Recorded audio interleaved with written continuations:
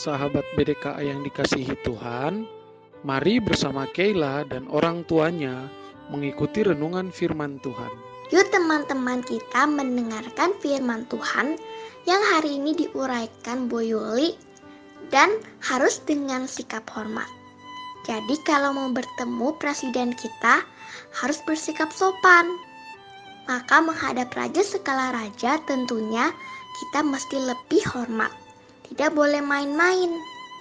Sesaat lagi kita akan mengingat dan menghidupi sekali lagi tentang tema penting yaitu sekitar kesetiaan dan kesabaran Allah.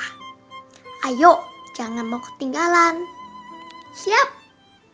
Shalom anak-anak, kita berjumpa lagi dalam acara renungan harian berpetualang dalam kerajaan Allah.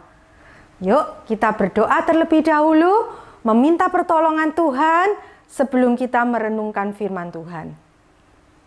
Allah Bapa yang bertahta di kerajaan surga, sungguh kami bersyukur ya Tuhan, kalau Tuhan masih mau memberi kami kesempatan untuk mendengarkan firman Tuhan. Tuhan tolong kami untuk kami boleh memiliki ketaatan kepada Tuhan, sehingga hidup kami boleh menyenangkan hati Tuhan. Hanya di dalam nama Tuhan Yesus kami berdoa. Amin. Anak-anak, Musa sudah berumur 120 tahun. Sudah saatnya bagi Musa untuk kembali kepada Tuhan atau mati. Tuhan berfirman kepada Musa, engkau tidak akan menyeberangi sungai Yordan ini. Lalu siapa yang akan memimpin orang Israel menyeberang sungai Yordan? Allah sudah menyiapkan pengganti Musa, yaitu Yosua. Tuhan berjanji bahwa Tuhan akan menyertai orang Israel. Tuhan akan menghalau bangsa-bangsa lain sehingga orang Israel bisa memiliki negeri yang dijanjikan oleh Tuhan Allah sendiri. Musa menyampaikan pesan ini kepada bangsa Israel, yaitu jangan kamu takut, jangan gemetar kepada bangsa lain, karena Allah yang akan memimpin kamu, Allah yang akan menyertai kamu, Allah yang tidak akan meninggalkan kamu. Percayalah, Allah akan memberikan negeri ini kepada kamu. Bapak Musa juga menguatkan Yosua yang akan menggantikan dirinya dengan berkata, jangan kamu takut, teguhkanlah hatimu, kuatkanlah hatimu. Engkau yang akan memimpin bangsa ini masuk ke negeri yang dijanjikan oleh Tuhan kepada nenek moyangmu. Allah tidak akan meninggalkan engkau. Allah akan terus menyertai engkau. Allah akan berjalan di depanmu. Waduh tuh, ini sesuatu kekuatan yang luar biasa. Jangan kamu takut Yosua. Itu yang disampaikan oleh Musa. Kemudian Allah juga menyuruh Musa untuk menulis hukum Taurat. Setelah Musa menulisnya, Musa memberikan tulisan hukum Taurat itu kepada imam Bani Lewi dan juga kepada tua-tua bangsa Israel. Kemudian Musa berkata, pada akhir tahun 7, bacakan Taurat ini, yaitu pada hari raya Pondok Daun atau tahun penghapusan hutang. Kenapa ya kok harus dibacakan Taurat? supaya orang Israel mendengar firman Tuhan, supaya orang Israel belajar takut akan Tuhan, dan supaya orang Israel tekun menjalankan firman Tuhan. Sebelum Musa mati, Tuhan menampakkan diri kepada Musa di kemah pertemuan dalam wujud tiang awan.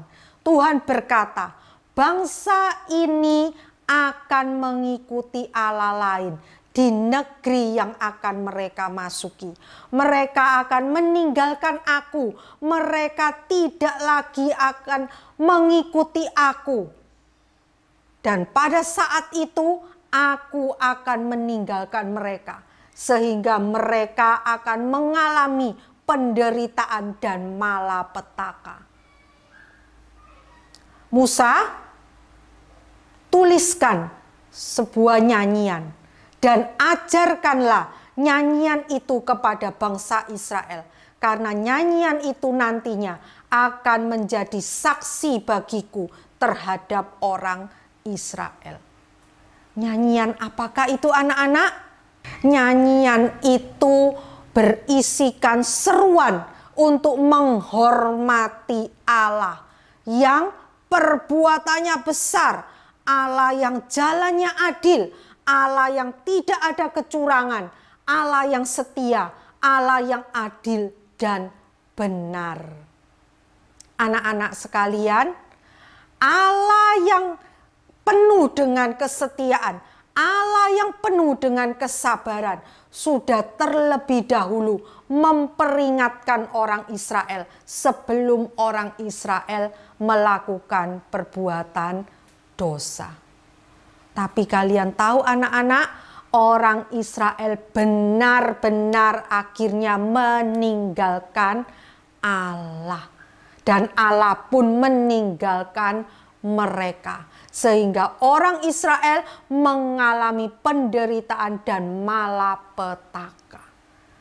Anak-anak, dari cerita tadi kita bisa menyimpulkan ya satu hal, bahwa Allah yang setia juga ingin kita setia kepada Dia.